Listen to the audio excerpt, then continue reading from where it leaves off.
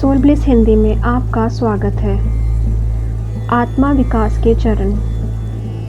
अपनी आध्यात्मिक वृद्धि और ईश्वर की ओर लौटने के लिए हमें प्राकृतिक विकास की प्रक्रिया को सक्रिय रूप से प्रोत्साहित करना चाहिए। हमें अपनी आत्मा के विकास को गति देने की कोशिश करनी चाहिए। मानवता की आत्मा 5 विभिन्न विकास के चरणों से गुजरती है। पहला, क्रिस्टल, रत्न। ईश्वरीय गुणों को प्रकट करने के लिए व्यक्ति को रत्नों की तरह पारदर्शी होना चाहिए, जहां किसी भी त्रुटियों के बिना उत्कृष्ट धारणा की जाती है। किसी भी मानसिक अशुद्धता को दूर करके एक क्रिस्टलीय प्रकृति को अपने अंदर लाना जरूरी है, जो एक अन्यथा दीप्तिमान मन को कलंकित करता है। मन में कोई भी अशुद्धि दीप्तिमान मन को कलंकित करती है। हमारा मन रत्नों जैसा पारदर्शी होना चाहिए और उसमें कोई दोष न लग पाए। उसकी सोच और प्रतीति में रत्नों की तरह प्रशांतता और स्पष्टता होनी चाहिए, जो अविकृत रूप से ईश्वरीय मन को प्रतिबिंबित करती है। इसका अर्थ है कि उसकी संवेदनाएं शुद्ध होनी चाहिए। इंद्रियों का कोई भी दुरुपयोग या अत्यधिक भोग किसी भी संवेदनशीलता में दोष पैदा कर सकता है। हालांकि जब संवेदनशील मानसिकता का रत्न साफ रहता है, आध्यात्मिक संवेदनशीलता खिलती है। पौधों के समान। आध्यात्मिक तरकीब वाले व्यक्ति जीवन और अपने आसपास के पर्यावरण के प्रति सचेत होते हैं, ठीक पौधों के समान जो पर्यावरण के प्रति संवेदनशील होते हैं। जिस प्रकार पौधे कोमल होते हैं और कठोरता से बचते हैं, आध्यात्मिक संवेदनशीलता वाला व्यक्ति भौतिक वस्तुओं की कठोरता से बचता है और खुद को ईश्वर की ओर खींचता है, जैसे पौधे सूरज की ओर मुड़ते हैं। जानवरों की जीव शक्ति। फिर जानवरों की जीवा शक्ति आती है। हालांकि उनके पास बड़ी ताकत और इच्छा शक्ति हो सकती है, लेकिन वे इन ऊर्जाओं का बुद्धिमानी पूर्वक उपयोग नहीं कर पाते। प्रगतिशील मनुष्य को जानवर की तरह जीवन शक्ति से पूर्ण होना चाहिए, लेकिन जानवर की मजबूत इच्छा शक्ति का उपयोग लालची उद्देश्यों के लिए नहीं करना चाहिए, बल्कि अपने कार्यों को आत्मनियंत्रण के साथ नियंत्रित करने और भीतर की जीवन शक्ति पर महारत हासिल करने के लिए। जब जीवन शक्ति हमेशा कुछ अच्छा और मूल्यवान के लिए लगी रहती है और विषय वस्तुओं में नहीं व्यर्थ की जाती और ना ही यौन दुरुपयोग किया जाता है, तो मनुष्य ईश्वर की ओर जा रहा है।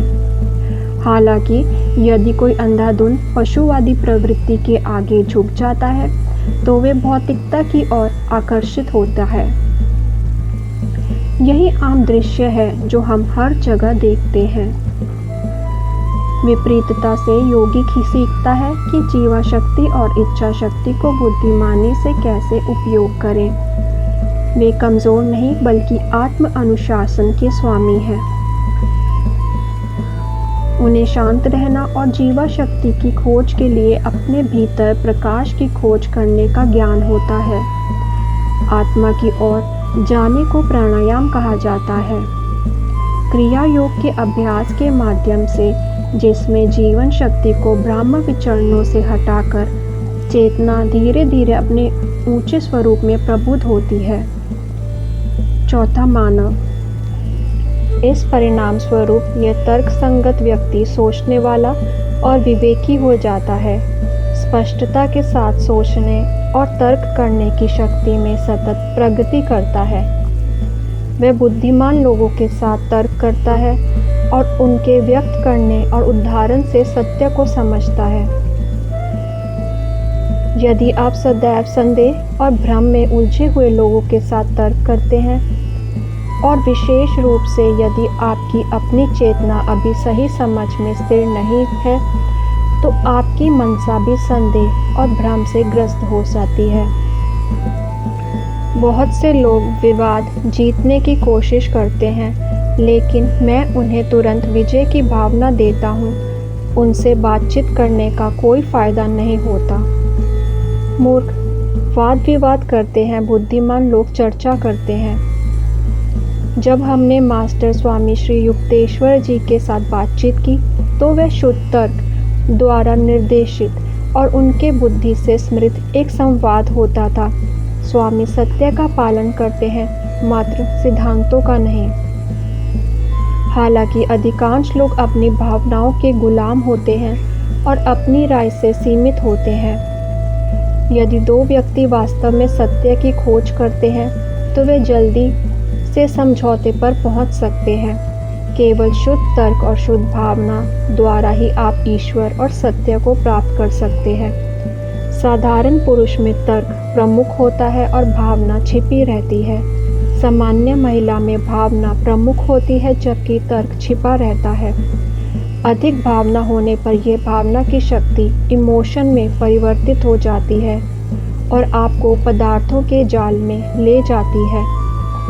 इसी तरह अतिरिक्त तर्क शक्ति में ले जाता है जो पदार्थी विश्व के क्षेत्र में भ्रमित करता है। ध्यान द्वारा तर्क और भावना को संतुलित करने से आप ईश्वर और सत्य की प्राप्ति करेंगे। इन गुणों के आदान प्रदान के माध्यम से पुरुष और महिला शुद्ध कारण और शुद्ध भावना के बीच संतुलन प्राप्त करने में एक दूसरे की सहायता कर सकते हैं। इस प्रकार ईश्वर के साथ मिलन की ओर बढ़ सकते हैं। लेकिन विवाह केवल एक तरीका नहीं है। सफल ध्यान द्वारा आप अपने आप में इस संतुलन को प्राप्त कर सकते हैं, क्योंकि ये आत्मा में पहले से ही छिपा हुआ है। सुपरमैन।